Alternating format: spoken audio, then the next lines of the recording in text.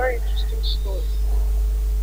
But when I was a very little girl, I recall one morning in the heat of the Biafra. I was saying that I recall as a little girl, one early morning, we were woken up, my parents, and my siblings, in the heat of the Biafran struggle. And we had to quickly pack up our luggage. And the little belongings anybody could pick up in our two cars, everybody piled up with some relatives and their children. And you can imagine we all left from our beautiful home, nestled in the woods, to a future that we didn't know what we were going into. After many hours of traveling, what seemed like a lifetime for a little child, we arrived at a place called Angar, which is now in Imo State. And in this place, we stayed with a family friend for a few days before my father found a 3-bedroom bungalow that he rented, and we moved there, a place called Isu in Imo State, and that's where we stayed until the war ended. I have to tell you that this was my first time of living in the village, and I found it very exciting. Because one, I didn't have to wake up early in the morning to go to school. I see the kids in school uniform, so that was great. Secondly, because of scarcity of water, I didn't have to have a bath early in the morning. And playtime was unlimited because, there was nothing else to do. So you wake up, have a bath, play, go to bed again. This, for me, a little girl, was utopia. But I learned a lot of number of things during that time. In Igbo tradition, stories are told for children under moonlight.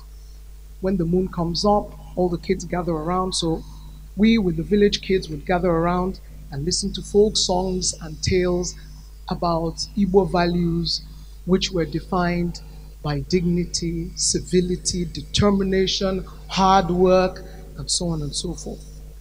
I also learned during that period that the dignity of the household of Igbo land was anchored on houses, on their property, and their production on the farmland.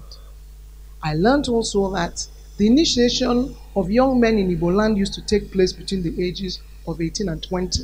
And during those times, the young man after that age, after the initiation, would be given a piece of land by his father or kindred for him to farm, get married, and build his own house and start his own family. I liked for some reason, the part of the property development and ownership stuck in my head, but I removed the gender part of it. And that formed the focal point of my personal development. So fast forward many years. In 1977, when I'd finished my school certificate, my dad decided I was going to go to Ireland to study. It was very uncommon then in Nigeria, believe it. Nobody traveled out of Nigeria to go to school because the universities were good, quality of education was excellent. They were at par with every other part of the world, so there was no need to travel abroad. But I went anyways. When I got to Ireland, I was very disappointed with what I saw. Underdeveloped place, very depressing. Food was awful. They ate potatoes morning, afternoon, and night. Here I was, having left an all-girl secondary school to go to another all-girl to live in an all-girl hostel run by Reverend Sisters. I just escaped Reverend Sisters in Nigeria, and I was back again in Ireland with Reverend Sisters.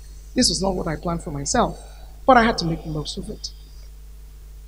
I tell you, I had built a routine for myself every morning on a bus to school, and on my way back, I used the bus on the way back as my sightseeing adventure, so I could get to know Dublin, which is where I was living at the time.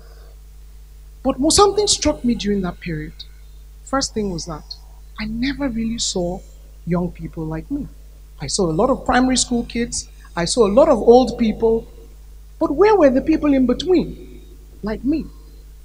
Once, on this particular ride back, passing through the city, I noticed a long line, over a kilometer, of young people. Oh my goodness, these people I was looking for, there they were. I asked an old woman in the bus, what's going on? She said, oh, these are the young people looking for US visas.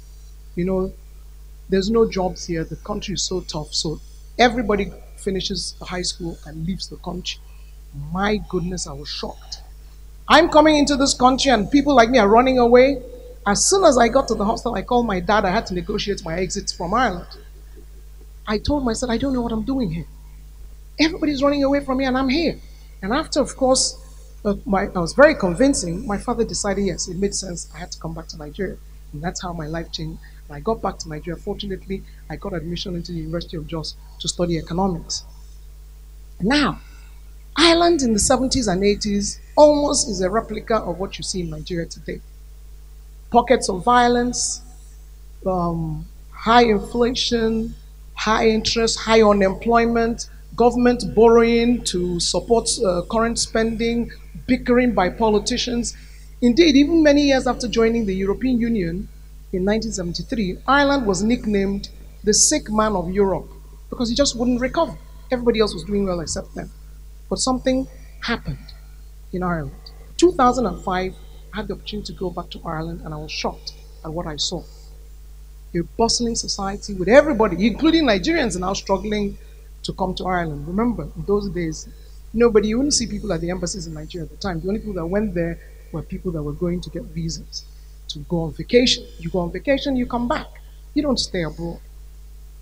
But here we were, struggling to go to the same Ireland. And I was surprised. I just came on a visit. What happened? The transformation of Ireland began in 1995, and it was anchored on some bold policies by the new government. One was a total agricultural food chain that they set up, an aggressive policy to get foreign direct investment, and a massive, massive program for housing. Indeed, at the time I arrived in 2005, Ireland was slightly less than 4 million people at the time, which is about the population of Enugu State. And they were building about 80,000 houses a year. You must know that every society that has looked for transformation and economically has always anchored it on real estate development, construction of houses and commercial property. Why? Ireland did it, which other countries have been doing. In the United States, after the Great Depression in 1933, that's the way they did it. In Germany, after the Second World War, almost the whole of Germany was destroyed. That is how Germany rebuilt. Because what happens with buildings is that as you build, you touch so many aspects of life and living. And that's why you use it to develop your society. Even in England, as a developed society today, in 2014, they did over 100,000 houses. They keep building, and they also make sure that at least 20% of the new home buyers are people that are 35 years and younger. So why are we missing this opportunity, and why is our government blind to the reality that the only way you can become developed, change your skyline, and be like other developed nations is by building houses? Can we do this in the Southeast? Certainly we can. Can it be done within a 4-year period of a government? Certainly it can. Why? Because the best way to do this, first of all, government only deals with the policies, and the private sector drives the construction. And in policy, the government supports the buyers through mortgage banks, and developers go and get loans and build these houses. A government that builds houses earns money continuously as long as those houses are standing, for as long as they're standing, because a month you can save. Before you know it, you're able to get things that you can put this money to. And why do I say that? Eliminate unnecessary consumption. Begin to think of investment in real estate. You don't have to do it alone personally. Gather your friends, your family. You can contribute, make sure you sign an agreement though. You can contribute together and buy a piece of land. In Enugu, for instance, appreciation for land is 100% annually. So if you buy a piece of land today for, say, in some village far away, 20,000, 50,000 naira, in the next 3 years, you're looking at 150,000. And you own it with other people. This is how I bought property, land in Abuja with my sister many, many years ago, and I can't tell you the value today. Imagine if 10,000 houses are built in Enugu today, and such houses are available. You can buy into it. 10,000 houses, what happens is that for every 100 houses you build, you employ 500 people in Nigeria. In the West, it's about 300 because they are more automated. So if 10,000 houses are built every year in Nigeria, in Enugu, for instance, you're looking at about 50,000 jobs every year. 50,000 jobs, people living in Enugu can't fill it every year. You'd have to get people to migrate into Enugu to fill in 50,000 jobs. The fourth thing is, when you use the internet and social media, look for opportunities of what children and young people like you are doing all over the world. People are coming up with little businesses that can change, your lives. Instead of just using it for, ridiculous and frivolous things. For instance, we're standing here doing TED Talks. The whole art of storytelling in Igbo land and Africa is our culture. That is how we taught our young people before the colonialists came, told us the structured classrooms were the way to do it. We totally discarded it. Now some people around the world took it up, rejigged it, put technology to it, called it TED Talk, and we're using it and calling it innovation, and here we are. And it's a big business now, a major franchise. So there are little things around us that we're neglecting that we can use to make a difference. And on a final note, you live in an age of opportunity. I'm sure some of you are watching the news and seeing kids demonstrating in places like Hong Kong and dying because they want a democracy. You already live in a democracy. Take advantage of it. Use it. In 2023, decide that we're all going to wake up, and we have all woken up. Vote, participate effectively, and possibly even run yourselves and be voted for. There are all kinds of positions that young people can run for. And let us together begin our own transformation and awakening. Thank you very much.